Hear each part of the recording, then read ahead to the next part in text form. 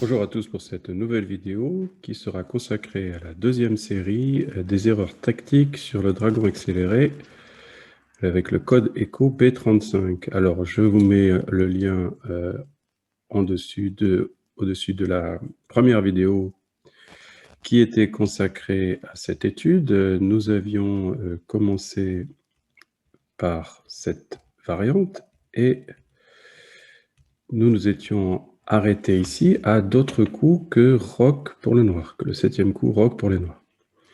Nous allons donc voir ce qui peut se passer sur le plan tactique après petit roc. Alors, après 7 rocs, nous allons étudier la première réponse des blancs qui est F3. Et sur F3, la suite après Dame B6. Alors, Dame B6, on retrouve les idées de la vidéo précédente avec l'attaque sur le pion B2 et la pression, une troisième pression sur le cavalier D4 avec le cavalier C6, la dame B6, mais aussi le fou G7 qui se cache derrière le cavalier F6. Pour riposter à cette attaque, dans cette partie, et ce n'est pas la seule, les blancs vont jouer une gaffe qui est dame D3.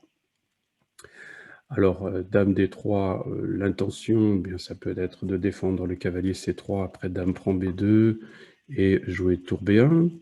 Ça peut être d'enlever la dame d'une attaque après cavalier prend E4, cavalier prend C3, mais dame D3 se heurte tout de suite à cavalier E5. Ici, le cavalier attaque la dame et le fou. Toujours ce fou assez en danger dans cette variante. Et après dame E2 pour conserver la défense du fou, eh bien, dame prend B2 ne laisse aucune chance au blanc et on perd une pièce. Voilà un premier exemple et qui montre que les blancs doivent être très vigilants dans cette variante. Deuxième exemple ici, avec cette partie où après F3, Dame B6, les blancs croient trouver une solution tactique par cavalier F5. Mais en fait, cela ne fonctionne pas. Après Dame prend B2, le cavalier F5 est attaqué, et si on joue cavalier prend G7, on n'a pas l'échec qu'on a vu dans la première vidéo, et Dame C3 gagne une pièce, tout simplement. Ici, les blancs, après F3, Dame B6, croient avoir la lumière avec cavalier CB5, interposant le cavalier entre la Dame B6 et le pion B2, gardant éventuellement l'attaque à la découverte par le cavalier D4. Mais après A6, et c'est un piège qui arrive très très fréquemment, cavalier F5, l'attaque à la découverte, eh bien il suffit simplement de revenir avec la dame en D8, et les deux cavaliers sont attaqués. Si par exemple cavalier prend G7, eh bien on prend le pion B5, et on voit qu'il y a toujours une double attaque sur le fou C4 et le cavalier G7. Le mieux serait encore de jouer cavalier H6, comme dans cette partie. Après fou prend H6, fou prend H6, on prend le cavalier, et après fou prend F8 ici, les noirs ont pris en C4, et on se retrouve avec deux pièces pour la tour, le fou revient en H6, dame B6, mais l'avantage est grand pour les noirs au niveau matériel et au niveau positionnel. Donc une tentative avec cavalier CB5 puis cavalier F5 à éviter à tout prix pour les blancs. Bien entendu, l'attaque du pion B2 par la dame B6 peut toujours être contrée, en tout cas on peut toujours essayer de la contrer par rendre le pion B2 empoisonné. Hein. On retrouve aussi ce thème dans de nombreuses parties. Je crois que j'avais mis une vidéo sur, ou en tout cas une variante, sur la défense française sur le site comprendreslesèchecs.com où on perd la dame, mais on peut évidemment le retrouver dans de nombreuses variantes. Ici, A3. Donc pour couper la retraite de la dame en A3, et si on se laisse piéger comme dans cette partie en jouant quand même dame prend B2, eh bien cavalier A4 gagne la dame. Il n'y a plus aucune case de retraite pour celle-ci, et évidemment il faut éviter de tomber dans ce piège. Alors on peut se poser la question dans cette position si A3 est une réponse adéquate. si les noirs ne tombent pas dans le piège de perdre la dame, comme précédemment par dame prend B2. Dans cette partie, ils vont tenter cavalier prend E4. Un coup intéressant et qui revient sur la deuxième idée des noirs, qui était de prendre le cavalier D4. Alors, il y a plusieurs coups pour les blancs. Dans cette partie, ils ont essayé cavalier A4, mais ce n'est pas une bonne riposte, puisque après dame A5 échec, B4, évidemment, pour essayer de récupérer une pièce, mais les noirs peuvent, par exemple, jouer dame E5, réitérer l'attaque sur le cavalier D4, mais on voit aussi qu'en plaçant la dame en E5, aidé par le fou G7, eh bien, on va aussi viser la tour. Après petit roc, les noirs ont joué cavalier D6, et à nouveau toutes les pièces blanches en prise, le fou C4, le fou E3, avec un échec, et la partie s'est terminée ici. On peut cependant revenir à la partie ici, après cavalier prend E4, et il y a un coup très intéressant pour les blancs qui est cavalier D5. Donc on ne cherche pas à récupérer le cavalier, mais simplement ici à attaquer la dame. Alors on peut montrer, par exemple, si les noirs jouent cavalier dame C5, et bien après cavalier prend C6, puisqu'on voit que le cavalier D5 n'a pas seulement attaqué la dame B6, mais a aussi protégé le fou E3. Dame prend C4, c'est une partie ici, cavalier prend E7 échec, roi H8, et on prend E4, et les blancs ont une pièce de plus. Alors les noirs ont tenté de trouver des compensations ici, et voilà, ça n'a pas suffi dans cette partie, puisque aussi on peut imaginer que les blancs ont la possibilité de faire le grand roc, etc. Je voulais juste montrer dame C5. Après cavalier D5, si on prend en B2 avec la dame, eh bien, on peut jouer, par exemple, tour A2. Donc là, la dame n'a pas de case, mais on peut la sauver par cavalier C3. Tour prend B2, on prend la dame, roi prend, mais on a toujours une pièce de moins avec les noirs. Donc il faut récupérer le cavalier D4. Et voilà ici cette position après C3, une situation probablement intéressante pour les noirs, mais on ne gagne pas de pièces. En conclusion de A3, on peut dire que cavalier prend E4 est une suite très intéressante pour les noirs. Voyons maintenant ce que l'on peut faire à la place de A3. Alors à la place de A3, ou les erreurs que l'on avait précédemment, ben, les blancs peuvent reculer leur fou pour défendre mécaniquement le pion D2. Maintenant, on peut refaire la même thématique de cavalier prend E4, attaquant le cavalier D4 en libérant l'action du fou G7. Dans cette partie, les blancs vont assez mal réagir par cavalier F5, et après cavalier prend C3, ils vont continuer, je dirais, à mal réagir, à s'enfoncer un peu plus en jouant dame D3. Les noirs vont jouer dame A5, donc sauver leur dame et puis préparer un échec à la découverte. On va voir s'il est efficace. Les blancs vont prendre un G7, cavalier E4, échec. Et après C3, cavalier C5. Alors, on peut encore essayer, donc on voit que le problème des blancs, c'est que le cavalier G7 est enfermé. On peut essayer encore. Ici, les blancs ont abandonné, mais on peut voir dame D5, ne marche pas non plus à cause de cavalier prend B3 et la dame est défendue. Donc après fou B3, cavalier prend E4.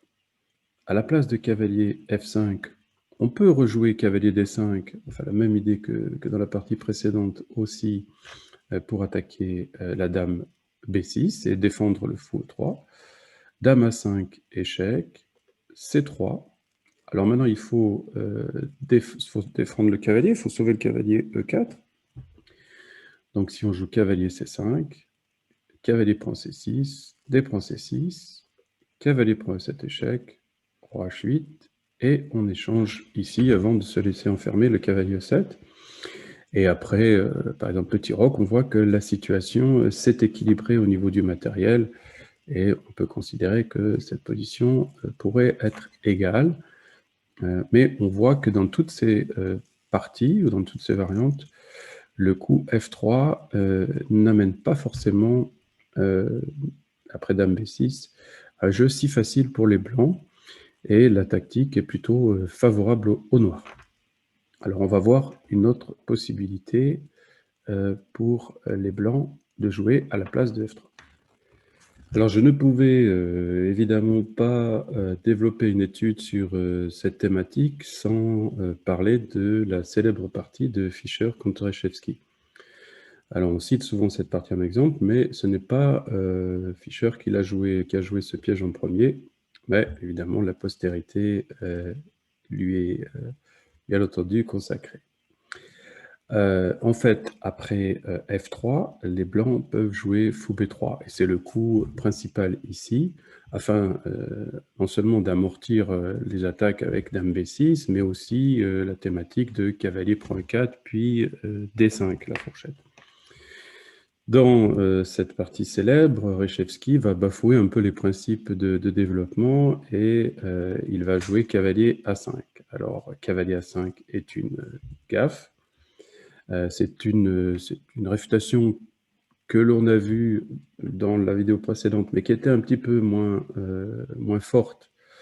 Mais ici, puisqu'il fallait encore jouer E5 et les noirs avaient des possibilités de se défendre, ici on va jouer E5 sans besoin de sacrifier d'abord le four en F7.